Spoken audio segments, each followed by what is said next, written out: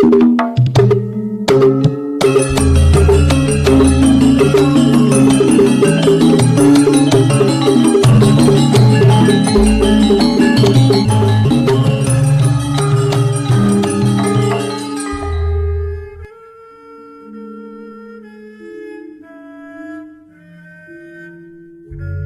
Ibu para kadang kinasih simbah-simbah lan adik-adik, para rama suster bruder berkah dalem Gusti, sugeng rawuh wonten ing PDSK channel menika.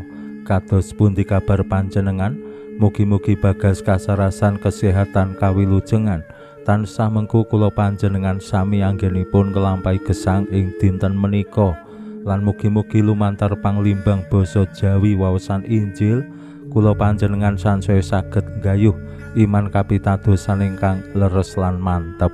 Langkung-langkung anggenipun kula panjenengan sansaya wantun setya ing ngarsa dalem Gusti ngantos rampung, ngantos kula panjenengan mungkasi gesang ing alam donya menika.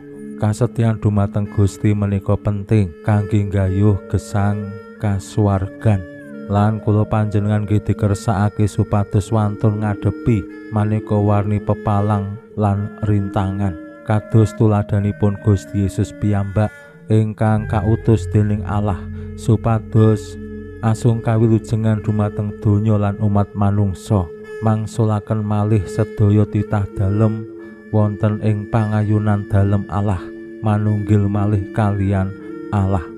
Rikala jaman sakawit Bapak Adam lan Ibu Kawa dipun usir saking Taman Firdaus amargi sampun dumawah ing dosa. Menika dados pralambang bilih Adam lan Ibu Kawa ingkang sampun dumawah ing dosa lajeng medal saking griya, medal saking daleming Allah Taman Firdaus. Gusti Yesus rawuh ing alam donya menika mangsulaken malih supados sedaya titah dalem menika wangsul wonten ing dalemipun Allah ing Taman Eden, Taman Firdaus. Lan anggenipun Gusti Yesus mangsulaken kula panjenengan sami umat manungsa menika mawi ngadepi maneka wani tantangan lan rintangan langkung-langkung kasangsaran lan kasedan jati. Gusti kersa seda wonten ing salib, wonten ing pamentangan sing ina. Nah menika gegambaran kados pundi kula panjenengan purun wangsul malih wonten ing daleming Allah ingkang sepisan temtu kanthi kula panjenengan luar saking sedaya dosa lan wani ngadepi panggodaning setan ampun ngantos ngarubiru kula panjenengan anggenipun ngener dumateng daleming Allah. Ingkang kaping kalih temtu anggenipun luar saking dosa ya kudu wani prihatin, kudu wani kurban, nyelaki maneka warni karemenan-karemenan sing nebihake awake dhewe marang Gusti. Mila gegambaran yen kula limbang-limbang tiang sepuh sing wani jungkel jempalik ketekuk ringkel sirah dadi sikil, sikil dadi sirah kanggo kabegjaning gesang bebrayatan kanggo para putra. Menika nggih gegambaran alit sederhana kados pundi sakjatosipun karahayon kawilujengan menika nggih kedah digayuh kanthi pangorbanan, kanthi perjuangan. Lan menika bab sing kula kinten sampun saklumrahe lan sampun kula panjenengan udi rikala gesang ing alam donya menika. Namung amargi mentalitas zaman modern awake dhewe lair wis kepenak, lair wis ora butuh perjuangan merga apa-apa wis cumawis. Yen kula panjenengan tingali bayi-bayi ingkang lair zaman menika lak apa-apa wis cepake. Lair we sak menika wonten pilihan cesar apa alami. Lan sasampunipun lair apa-apa wis cumawis. Tempat tidur saubo rampene, mainan-mainan, HP wis ana. Zaman rumiyin hamung arep motong tali puserwe ndedak ngongoti wilah pring. Nah menika gegambaran lan tantangan ingkang kula panjenengan adepi ing jaman sakmenika.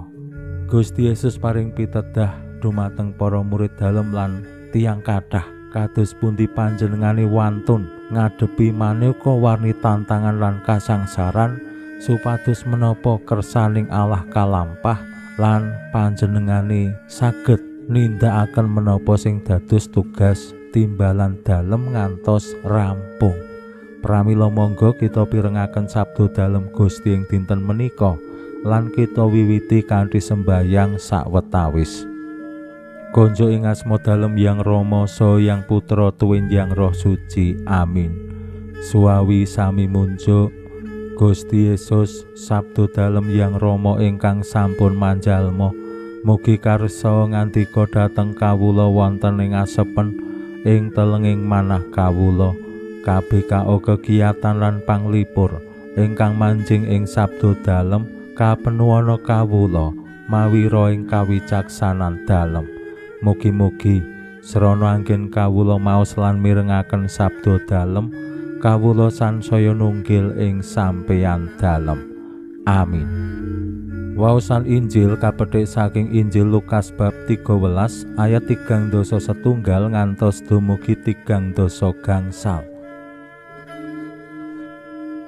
Nalika samono ana wong Parisi sawetara sing sowan Gusti Yesus matur mangkene, "Kula aturi jengkar saking mriki, awit panjenengan dipun arah sedanipun dening nata Herodes." Nanging Gusti Yesus ngandikani wong-wong mau, "Kono, kandha marang siat-suajak gila, aku nundungi setan lan marasake wong saiki lan sesuk, lan ing 3 dinane tekaning karampunganku. Nanging saiki, sesuk lan sok emben, aku kudu terus tumandang, awit ora layake nabi mati ana ing sak njaban Yerusalem. Yerusalem, Yerusalem, kowe sing nyedani para nabi lan benturi watu para utusan dalem. Wis kaping pira wae anggonku arep nglumpukake anak-anakmu kaya dene babon anggone nglumpukake kuthuk-kuthuke ana ing sak ngisoring swiwine. Nanging kowe ora gelem. Titenono, omahmu bakal kok tinggal suwung. Aku kandha kowe ora bakal weruh aku maneh nganti tekan titi wancine kowe padha munjuk pinujiya ingkang rawuh atas asmaning Pangeran." Makaten sabda dalem Gusti. Suawi sami munjuk Gusti, kawula munjuk sembah nuwun karana sabda dalem. Sabda dalem dadosa obor ingkang madangi margining gesang kawula. Katuntuna kawula sageta sabda dalem menika numusi manah ngantos tansah ngrembaka kangge nggayuh gesang ing swarga. Amin. Bapak Ibu, para kadang kinasih simbah-simbah lan adik-adik, lumantar waosan Injil dinten menika pranyata Gusti Yesus dadi TO, target operasional. Awit wonten tiyang Parisi sing caos pirsa bilih Gusti Yesus menika diarah sedane marang nata Herodes. Lan menika tentu dados situasi tantangan sing tumrap kula panjenengan umat manungsa wong biasa menika estu gegirisi. Ana wong sing ngarah patine awake dhewe. Menika lak adamel ya manah tintrim ora tentrem ora jenak, arep ngopo-ngopo ya wis ora penak. Ning pranyata Gusti Yesus awit estu kersaning Allah menika ingkang dados lambaran gesangipun supados umat manungsa wilujeng. Gusti ora mundur, rawi-rawi rantas. Gusti terus maju ngadepi menapa ingkang bakal kalampah. Nah menika wujud kados pundi katresnan dalem Gusti dumateng donya, dumateng umat manungsa.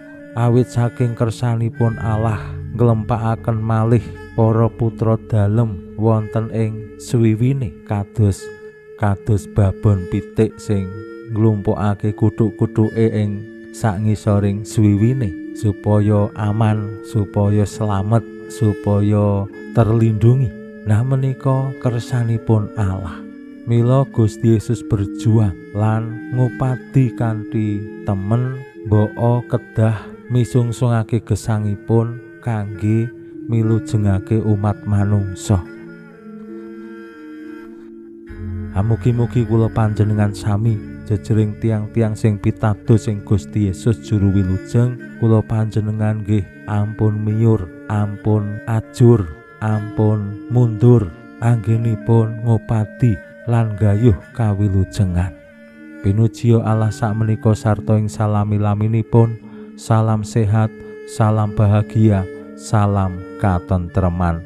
Lan mugi-mugi lumantar panglimbang dinten menika kula panjenengan tansah jinangkung ing berkah dalem Gusti ingkang Maha Kuwasa, Hyang Rama saha Hyang Putra tuwin Hyang Roh Suci. Amin.